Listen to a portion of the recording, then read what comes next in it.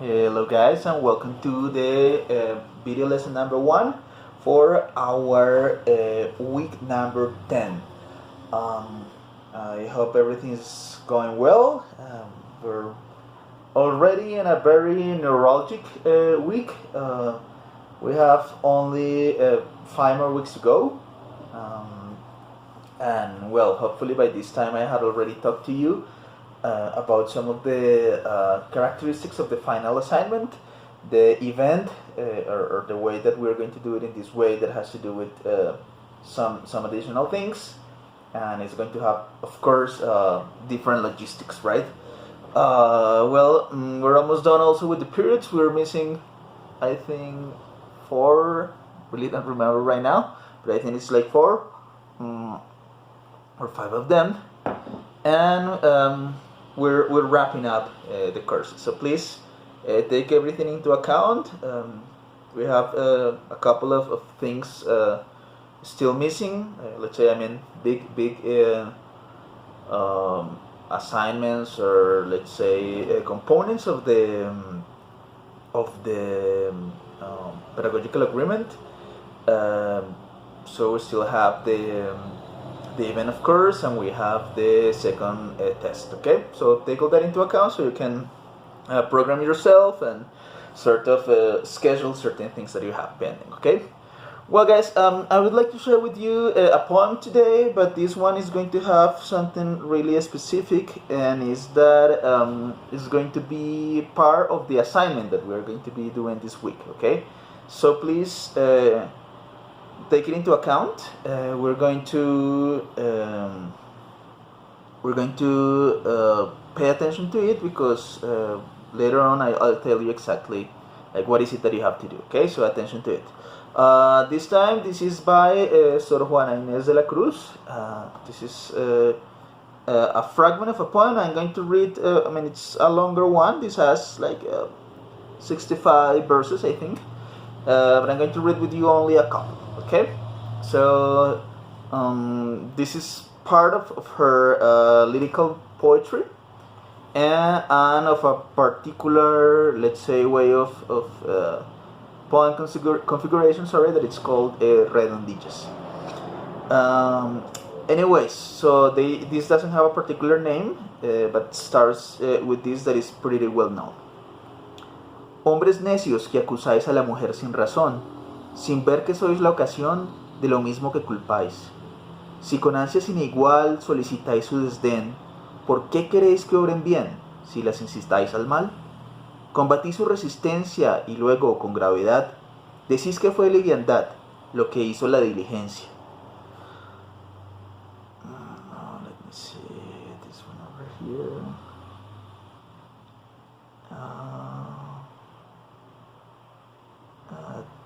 This one over here.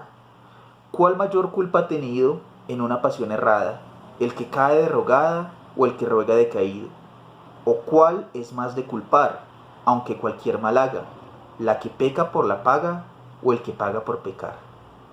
Bien con muchas armas fundo, que lidia vuestra arrogancia, que en promesa e instancia juntáis diablo, carne y mundo.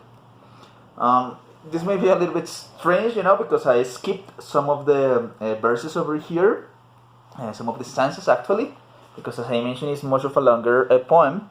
But I just wanted to concentrate on these ones that are the most relevant. So as you can see, in general terms, it deals of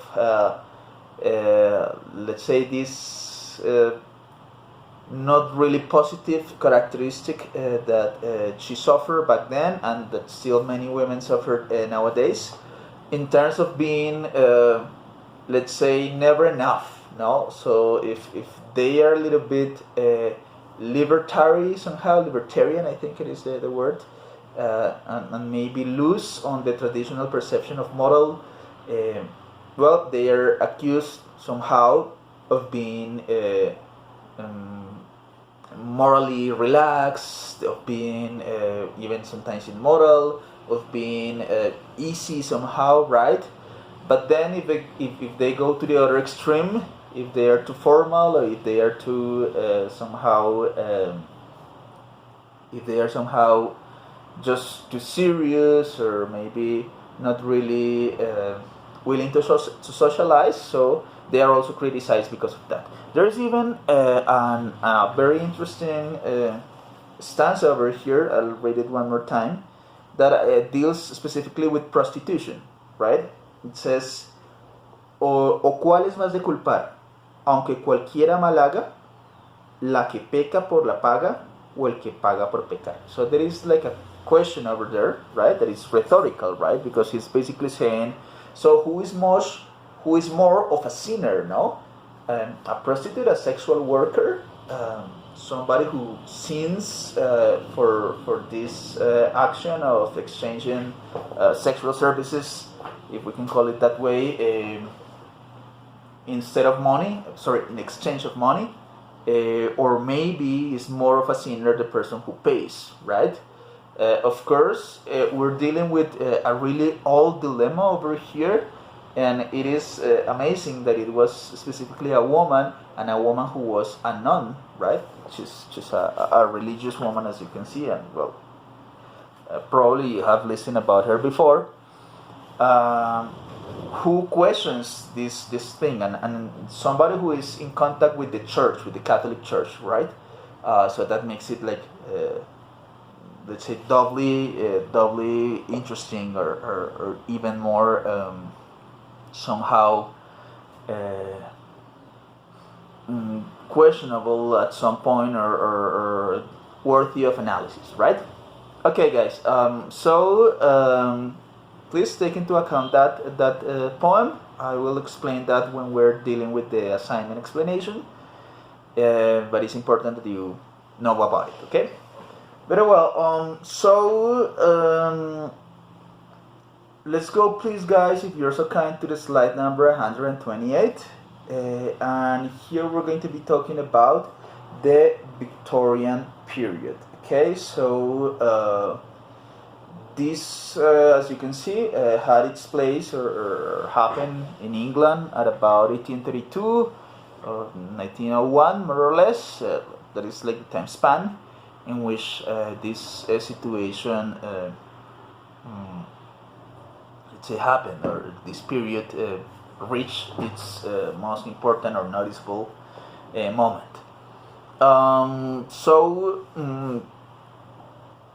In this case, we have this first one that was named after another queen. Remember that we have the Elizabethan period, or the Renaissance one, or the Age of Shakespeare, right? That was somehow named after a woman who is actually Britain's longest reigning monarch, right? It is the person who has been in power, who has spent the longest period in monarchy, right? So this may sound really good for women.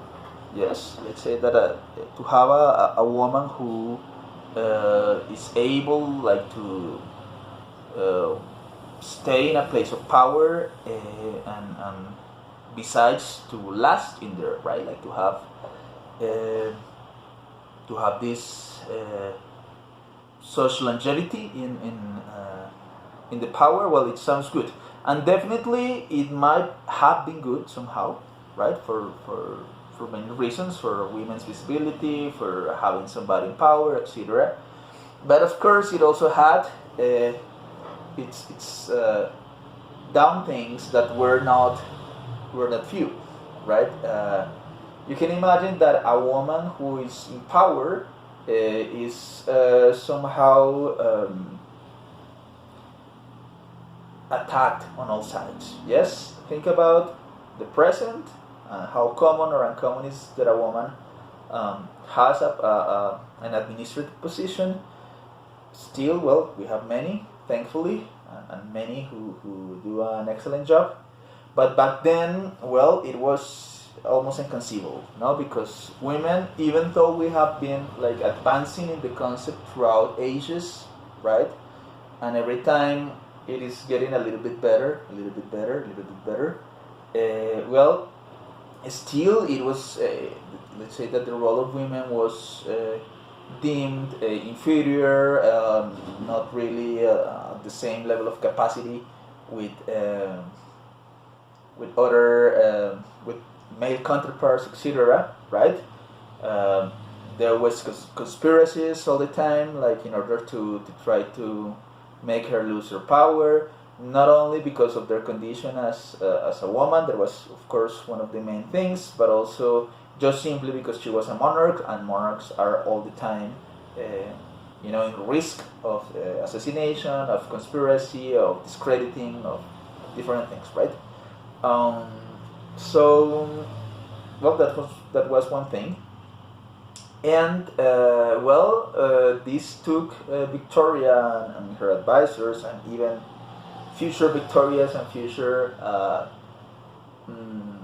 female leaders, to sort of overcompensate, right? Like women were supposed to be really weak. Women were supposed to be not very intelligent. Women were supposed to be less capable of men than men. Sorry.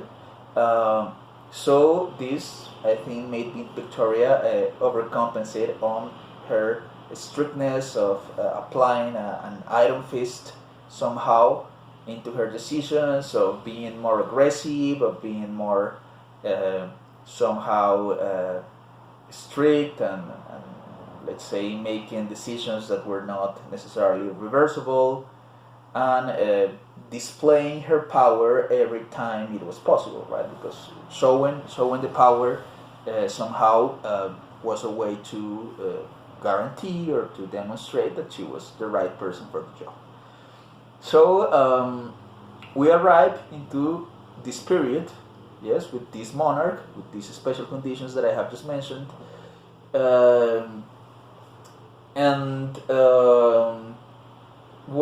this was a period of relative stability and prosperity for Britain.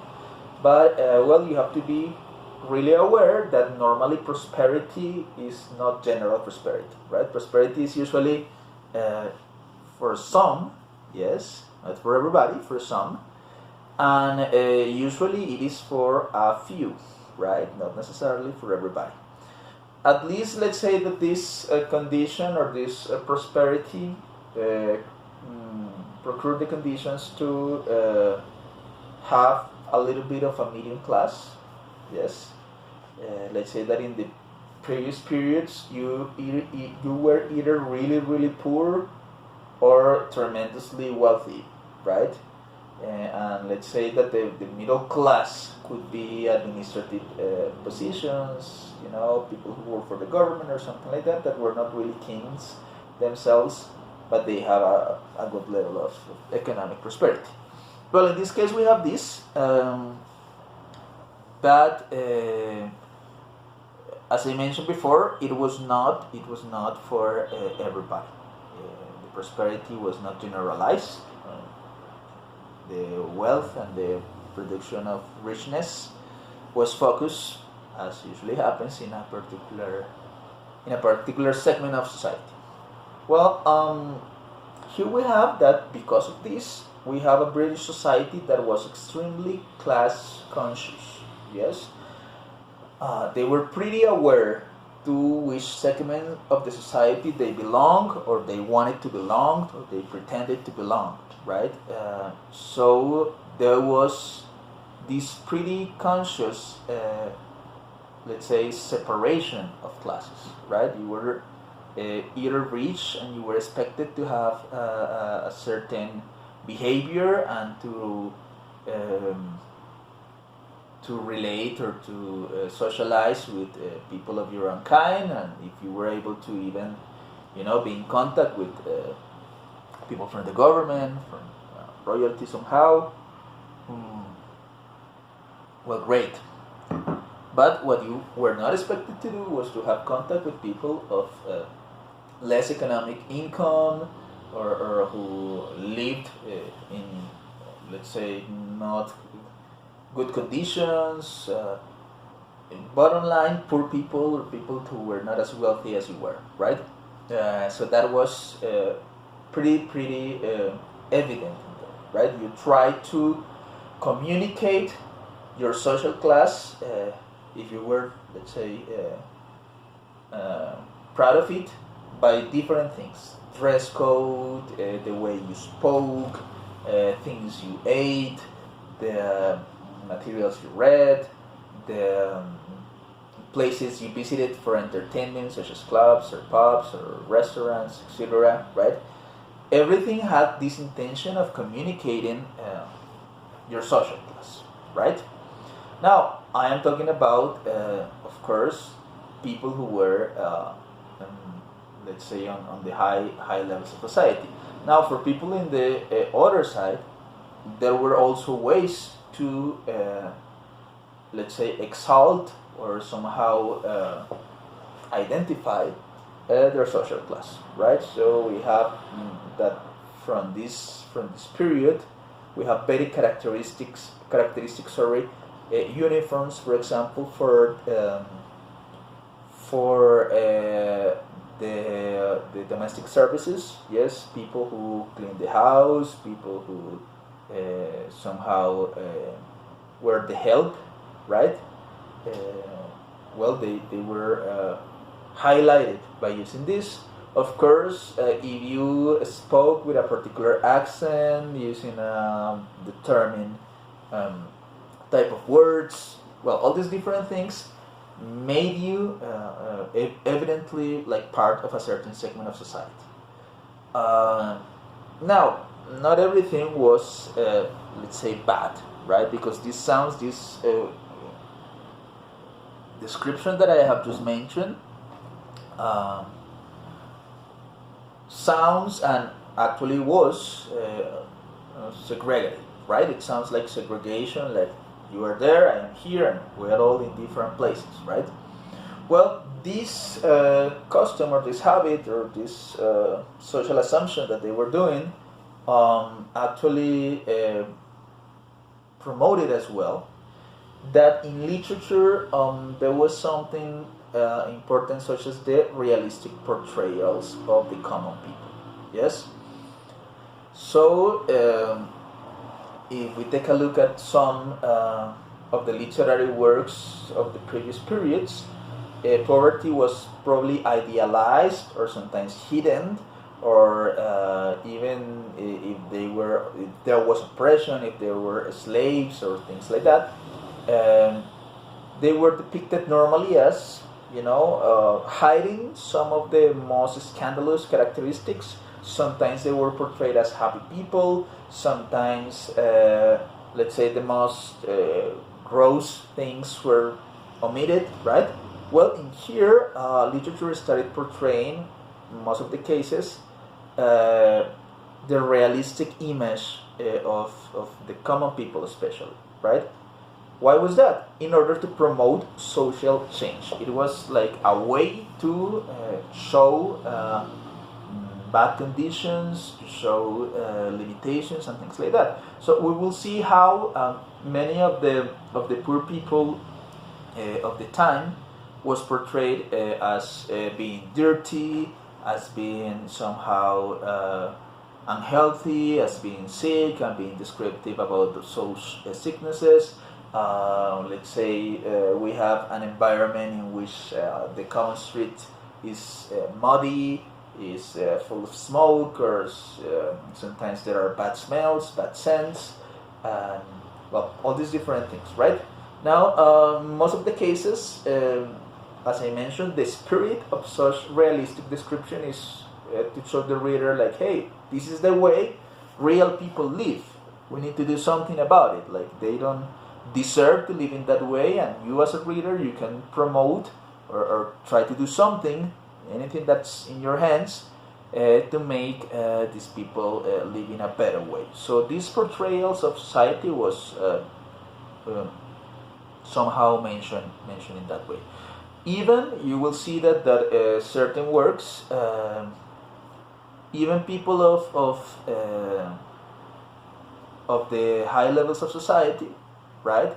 Sometimes in certain works they were depicted as being pretty human. Yes, no matter you were rich, no matter you had an important job, no matter you were really powerful, some authors decided to portray these people as real as they were, like with bad breath, with maybe bad smell because they didn't have a shower as often as they could, maybe sort of maximizing their bodily functions, such as from digestion to some other things that make them seem somehow gross.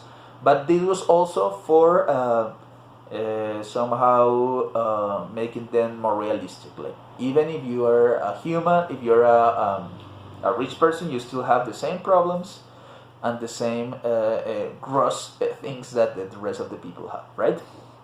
Well, some writers, as it's over there in the final comment of the 128, continued like to exploring some of the Gothic themes of Romanticism, right? So we still have some of those stories that somehow continue on the tradition of Romanticism, but it was just a few. Yes, so these supernatural themes, these supernatural ideas and attraction for the exotic was still there at some level, but it was just a few of them. Most of the other ones were somehow more interested about these realistic portrayals. We will see some other else about fiction, because there's actually a really interesting difference in there that we will discuss when we mention or talk about the books. Now, if you go to the slide number 121, you will see that the novel gradually became the dominant form in literature during the Victorian age, right? It doesn't mean that the novel did not exist before or that it was not important, yes, but in the Victorian period, I would say that was the period in which the novel consolidated, right? Now, why is that? Why do you imagine that the novel was somehow more important in this case?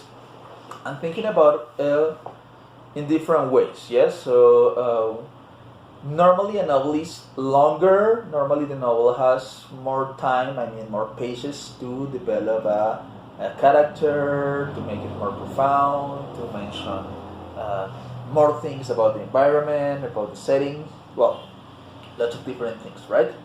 And bottom line, it takes longer to read than a collection of tales or some poems or something like that, right? It's usually longer.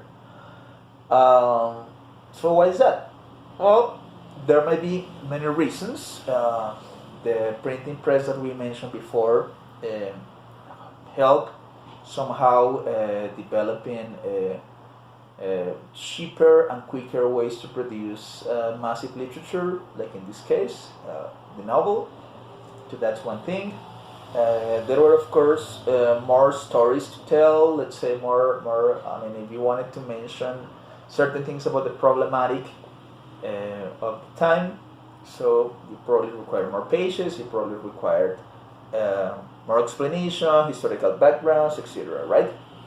But and this is a personal opinion, I think that the most important reason why the novel was somehow more popular in this period was social and economic, right? If you were rich, you were not expected to do some sort of physical work, right? That was sort of we're going to call it a shame, yes. If you were seen doing any sort of physical job, well, it means that you were not rich enough. You didn't have enough money, and you didn't have social stature enough in order to just enjoy your time without making a physical effort, right? So businessmen, their wives, their daughters were expected not to work in a physical way, but only let's say document processing, maybe doing businesses, doing negotiations, owning properties, owning houses, owning a boat that somehow made commerce with foreign lands and things like that, right? So as you were not supposed to do any sort of physical job, well, you were expected to employ your time in a more intellectual way, yes?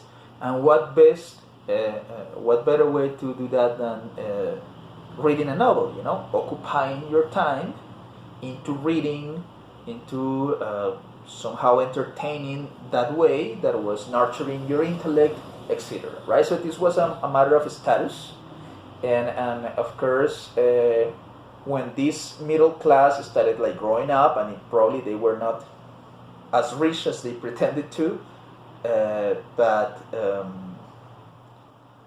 but this was a way in which they could spend their time in a apparently sophisticated way, and later on when they went to the clubs, so they could sort of exchange their impressions with this, and that was it, right?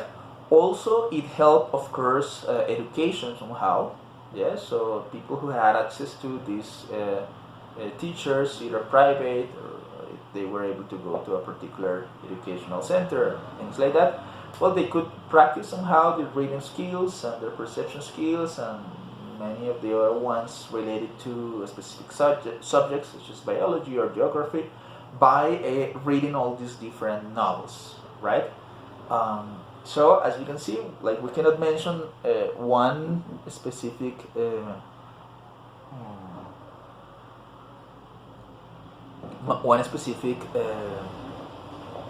issue or reason, but that was one.